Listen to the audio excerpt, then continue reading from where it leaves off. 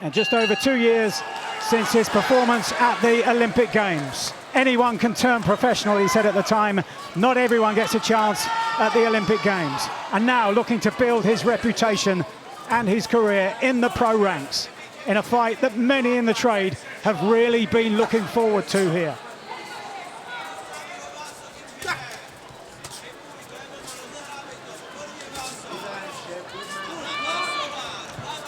Quite a tentative start between both men. Chev not looking to maybe come out as fast at the blocks as maybe we're used to seeing him, but you know, he knows that Ducar's durable, he's tough.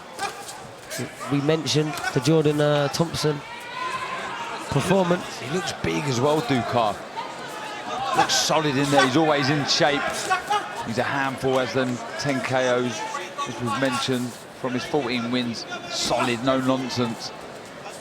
But I do like this approach from Chev. You know, we're in championship rounds, you have to warm into the fight. You don't just go out there all guns blazing. You have a look at your opponent, feel them, look at the openings, and that's how you get the real money shot. 10 rounds in, no rush whatsoever. Good double left hook there, body, then head from Clarke. A chopping right hand over the top. A bit more intent in that one with Chev. Touch into the body, finding his range. Try not to commit too much going forward, but just keep the range close enough to get the shots off. Good movement from Chev there. And good variety too, changing from body to head. Ducar swinging the shoulder round and the elbow, showing he more than knows how to look after himself. Those 6 defeats, only one of them coming inside the distance, the one mentioned by Barry in talking to Tony and Addy before the fight against the Cuban Mike Perez. Ducar opted to throw 2 body shots about 10 seconds ago then. I don't think I've ever seen that before. He's got to keep bringing his feet in, Cheavon Clarke. That's better. Chop in with the right hand, just took the sting out of the shot, Ducar, but he's missed a couple of times with the left hook. He's just got to bring his feet in, Clarke. Good shoulder twitches at the end of range for Chev. Allowed him to get an opening with the right hand. He's up in the pace straight away here in the first round. I think he's had his scouting mission with the first 2 minutes. Good jab though lands for Ducar in response to the work that Chev's done so far.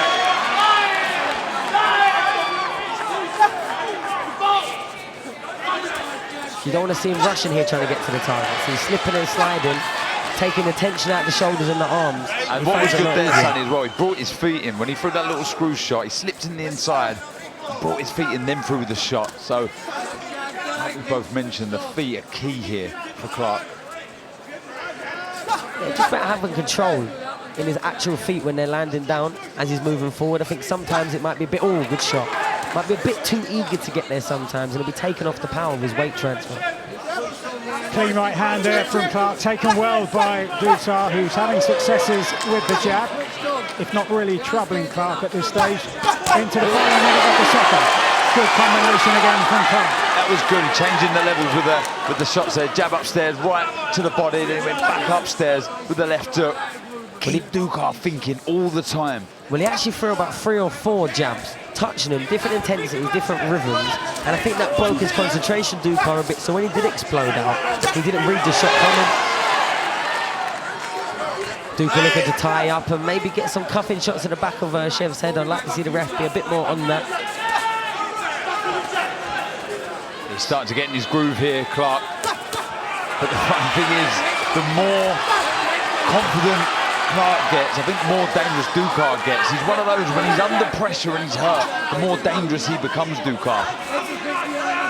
Similar to like an Andy Lee, you know, when he was backed up, that's when the big power shot would come, and I think Ducar showed that against Jordan Thompson that night. Now, when it was getting on top, that's when he started firing back, and already he's showing, you know, signs of that in this fight. As soon as he's getting backed up a bit and the punches are landing, then the 2 or 3 punch combination with some threat comes firing. But Chev in complete control here, I think, so far in this third round. Yeah, I like the feet, skipping side to side. He understands. Again, round the back of the head. Yep, the shots with Ducar, he won't mind that. It's exactly what he's trying to do, unsettle Clarke. But again, the movement, like I was saying, he just skips side to side, creating more openings. Nice right to the body there, around the left elbow of Ducar. So he needs to not switch off in the clinches, Chev, because he's having a good right hand lands. Again, double body shot. I don't know how legal that is, Darren. Oh, nice left hook. Started with a right uppercut. Spiteful shot from Chev there. A smile on the face as he's slipping and sliding. He takes a half shot but comes back firing straight away. This is an impressive attack. Smart spell for Cheavon Clarke with half a minute to go in the third. And I like the rhythm that he's throwing at. He's not completely expending the gas tank. He's popping shots, spiteful shots, bit by bit, and working in bursts here. Really smart work from Cheavon Clarke. Sam Mullins in the corner of Cheavon Clarke asking for more use of the left jab, which he throws there at the beginning of this fourth round. Even at times, as Sam was saying, when it's not thrown to land, just to play with Ducar to set up follow-up shots. Bellew in full chorus as well, just behind us, telling Chev, stop, avoid the right hand, stay away from the right hand, relax. Yeah, I was just about to say that, and it's sound advice, because if he steps to his right, Clarke, not only does he avoid the right hand of Ducar, he'll find better openings for his own right hand. Stepping in with the jab, you can see the confidence in Clarke now, oozing. Like you said though, so he has to stay switched on, but lovely right hand, he took that well, Ducar. Rolled into the shot, and again, significant attack from Clarke, and again, Ducar fights back, as we've seen him do in British rings before.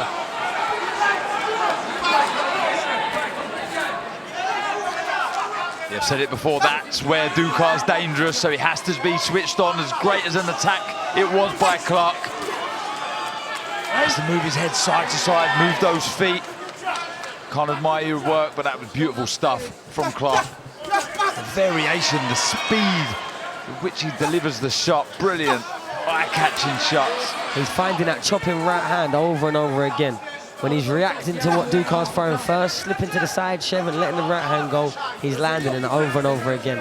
He just needs to not get lazy at the range and take some silly shots for no reason there, Chev. But when you're in a rhythm, sometimes it's easy to get a little bit complacent and a little bit switch off. Looking to load up with the left hook to the body. Oh! Catch your heads, you can see that. Both fighters momentarily paused there, both looked at the ref, didn't know what to do. Looking physically strong now, Clarke. Getting on the front foot, trying to get close to Ducar. Well, any success that Ducar's had at any point in this fight, he's had to work hard for. Let's put it that way. So for him to really, keep pushing on after his bits of success, it's been very hard. Chevs have stayed relaxed, stayed spiteful, stayed in control, composed. Even when the success comes, around the back of the head, he's not complaining, sticking to his work and applying his craft. Good performance so far here from Cheavon Clarke into the 9th round. Yeah, like you say, a mature performance. Good work, turning the screw, putting a foot on the gas, Clarke. The legs dipped as well a little bit there for Ducar. He's looking a bit more fatigued as he backs off. Just doesn't want to smother his work. Just use those feet again, skip side to side, nice right to the body again. Looks a very, very hard man to beat. And if you can't see a shot coming, you don't have that split second of reaction to brace, to get ready for a shot, to prepare to take a shot. But when every single shot you half telegraph, because they know you're coming into range, you're throwing a heavy punch, it just makes it easier to get through. Both fighters trading in the middle as Ducar goes back. Heading towards the final minute of the final round. And some wonderfully smooth, efficient, clinical work again from Clarke. Darren was saying a couple of rounds ago he seems to be enjoying himself here. And at times it's almost as if he's building for the future, trying certain moves, looking at certain ways that will help him when he moves up in grade, as he surely will do after this performance tonight against a known opponent, against a known gauge in terms of where Clarke might be going. And you can see the desire to entertain, the desire to hurt his opponent. Chev's walking through, heavy up on the scorecards, looking to take his man out there. There's 30 seconds left, and if he has his way, Ducar will not see the final bell. Yeah, you know he's doing well when he's the one that doesn't want to hear the final bell. He wants to keep going. It's Ducar who's under pressure, backed onto the ropes. Good work, good variation, good power, speed from Clarke. Quality shots from beginning to end. And Ducar, likewise, game to the end. But in one of those exchanges, Clarke steps outside the jab and pinged a right hand over the top. Ladies and gentlemen, after 10 rounds of action here at Wembley, we go to the judges' score totals. Howard Foster and Carl Zappia, 99-91. Ron McNair scored this bout 98-92. All three for your winner by unanimous decision. And the new IBF International Cruiserweight Champion, Cheavon Clarke.